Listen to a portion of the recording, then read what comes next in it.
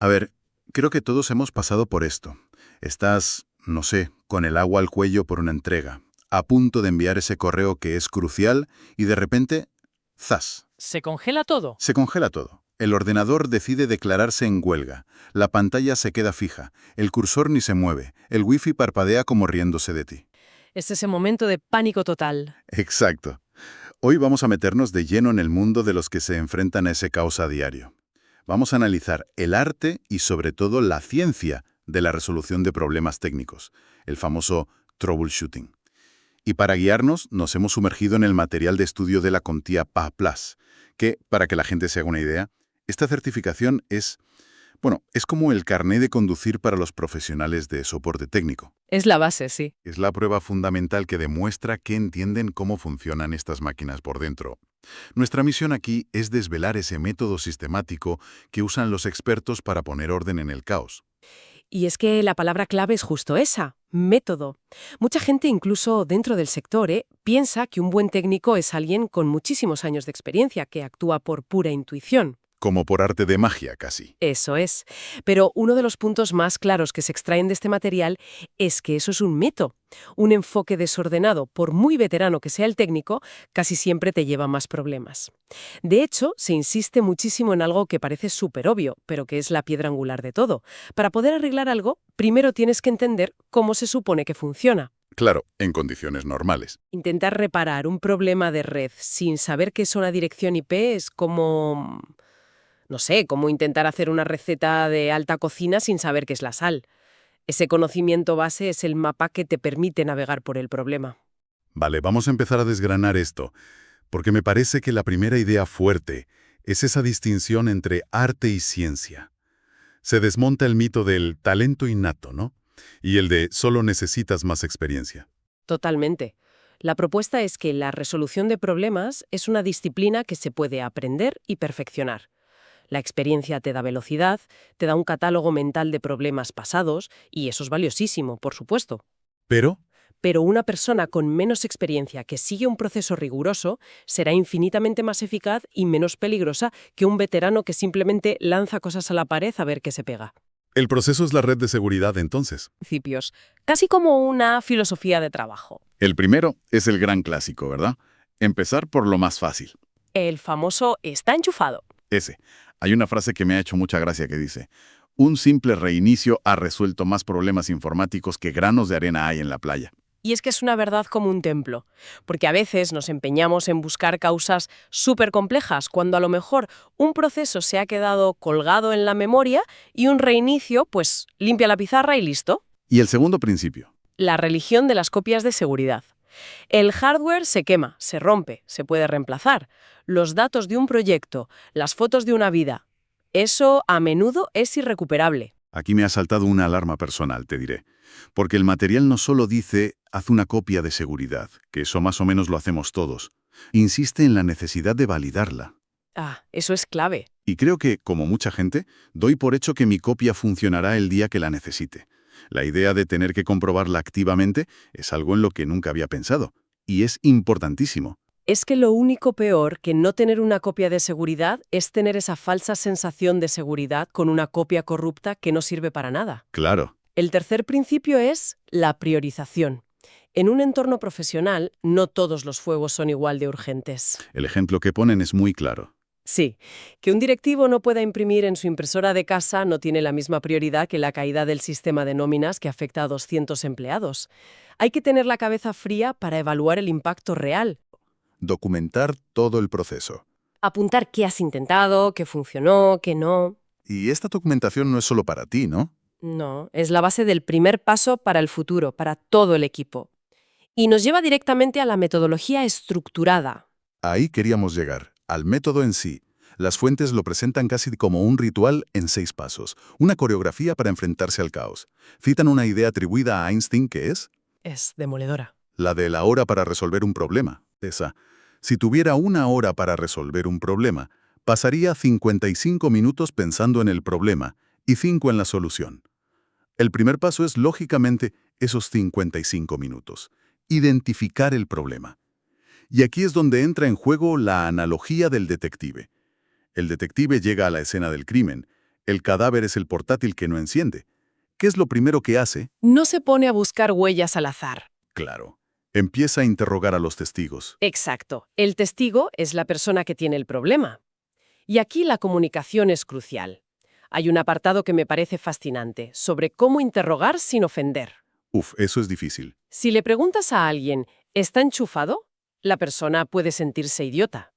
Pero si lo formulas como, ¿puedes hacerme un favor y comprobar que el cable está bien apretado por detrás? A veces con una patada la torre se afloja un poco. Ah, la cosa cambia totalmente. Claro. Entiendo. Es un cambio sutil, pero lo cambia todo. Pasas de sonar como si acusaras a la persona de ser torpe a tratarla como una colaboradora en la investigación. Exacto.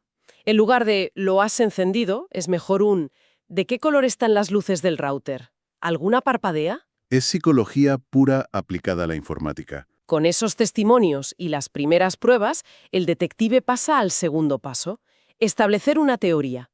Con los datos en la mano, formula una hipótesis de la causa probable. Siguiendo con la analogía, La víctima se quejó de que el cargador hacía chispas. La primera hipótesis del detective no es un complot internacional, es que el asesino fue el cargador. Siempre se empieza por lo más obvio y simple. y el paso 3 es poner a prueba esa teoría. Si la hipótesis es el cargador está frito, la prueba es sencilla. Coges otro cargador que sepas que funciona y lo pruebas. Y si el portátil enciende, caso cerrado. Si no, nuestra teoría era incorrecta y tenemos que formular una nueva. Y esto nos lleva al paso 4, establecer un plan de acción para implementar la posible solución. Y aquí los autores hacen muchísimo hincapié en una regla de oro. Haz solo un cambio a la vez. Pero eso en la vida real debe ser muy frustrante, ¿no? Sobre todo con la presión de un jefe que quiere que lo arregles para ayer. ¿No existe la tentación de probar 3 cosas a la vez por si suena la flauta? La tentación es enorme, pero es una trampa. Y esto es una lección de vida, no solo de informática. ¿A qué te refieres? ¿Cuántas veces intentamos arreglar un mal hábito cambiando 5 cosas a la vez? Y al final no sabemos qué funcionó o por qué fracasamos.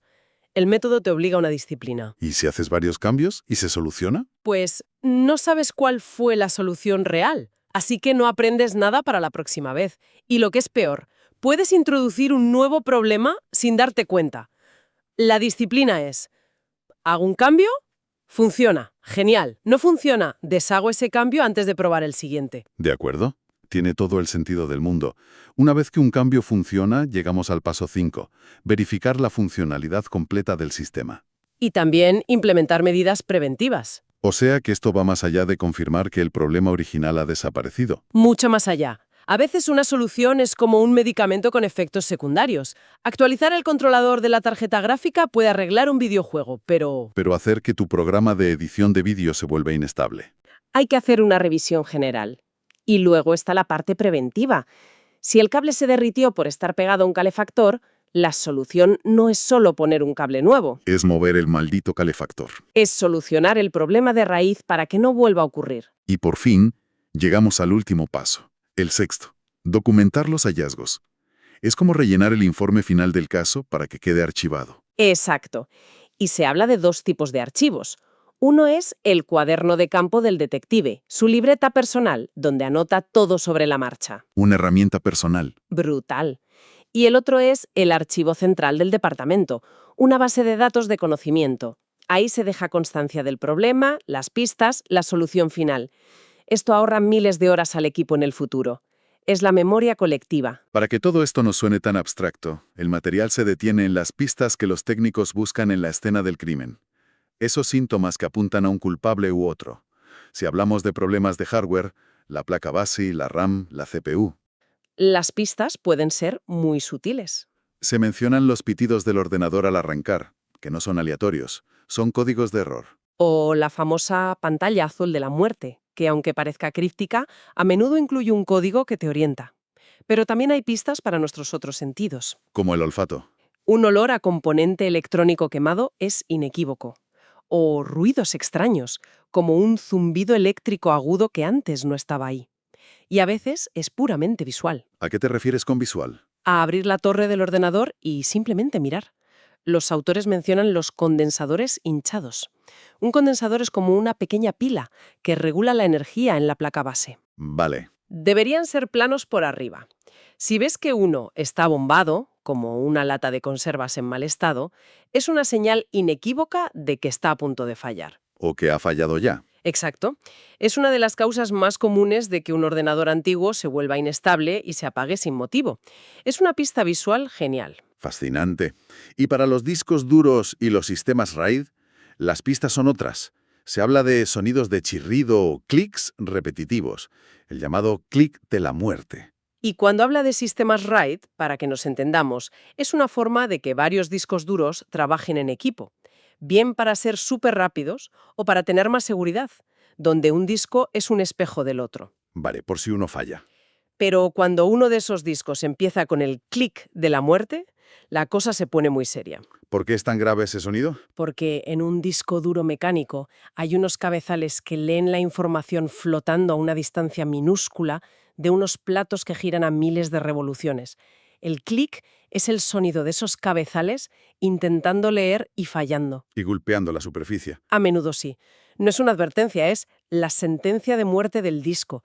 Recuerdo un amigo fotógrafo que me llamó aterrorizado. Su disco con las fotos de 3 bodas empezó a hacer clic, clic, clic. ¡Qué angustia! Fue una carrera de 2 horas para copiar todo lo posible antes de que muriera del todo. Madre mía. También se mencionan fallos reportados por el sistema SMRT. ¿Qué es eso exactamente? SMRT es básicamente el sistema de autodiagnóstico del propio disco duro, como un chivato interno. Monitoriza un montón de parámetros, la temperatura, la tasa de errores, y si detecta que algo va mal, lanza un aviso al sistema operativo. Y hay que hacerle caso. Ignorar un aviso de Smart es como ignorar la luz de revisar motor en el coche durante meses. Mal asunto. Entendido. Y por último, en el mundo de las redes, los síntomas son diferentes. Conectividad inalámbrica que va y viene, velocidades lentas y un término que me ha llamado la atención, jitter. Ah, el jitter o fluctuación. Este es un concepto perfecto para un momento ajá.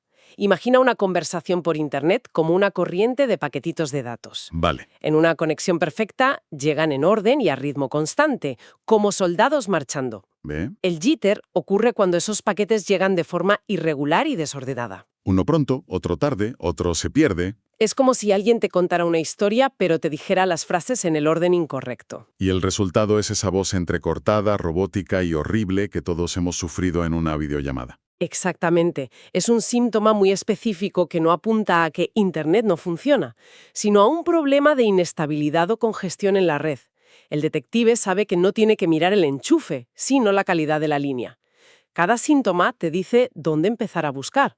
Entonces, ¿qué significa todo esto? Si tuviéramos que destilar la gran idea de todo el material, yo diría que la resolución de problemas eficaz no tiene nada que ver con la magia. Es un proceso calmado, metódico ¿Y documentado? y documentado que transforma un monstruo abrumador en una serie de pasos pequeños y manejables. Y lo más potente, creo yo, es que esta forma de pensar es universal. Este proceso lógico de identificar, teorizar, probar con disciplina, verificar y documentar es una herramienta increíblemente poderosa para resolver problemas en cualquier ámbito. Va más allá de la informática. Desde depurar un error en un presupuesto hasta averiguar por qué tus plantas de interior se mueren. Aplicar esta estructura mental ayuda a clarificar el caos. Es una habilidad para la vida totalmente. Y para terminar, hay un punto casi filosófico que se menciona de pasada. A veces, el problema no es un fallo técnico, sino que la expectativa de una persona sobre cómo debe funcionar la tecnología es incorrecta. Y esto nos lleva a una pregunta final para la reflexión. En un mundo donde la tecnología es cada vez más una caja negra para la mayoría, donde los aparatos simplemente funcionan hasta que dejan de hacerlo, ¿cuál es la verdadera responsabilidad del técnico? ¿Simplemente arreglar el fallo, el síntoma? ¿O es también educar a la persona para que entienda mejor la herramienta que usa y así evitar problemas futuros? Y la gran pregunta es, ¿dónde se dibuja esa línea entre el soporte técnico y la formación?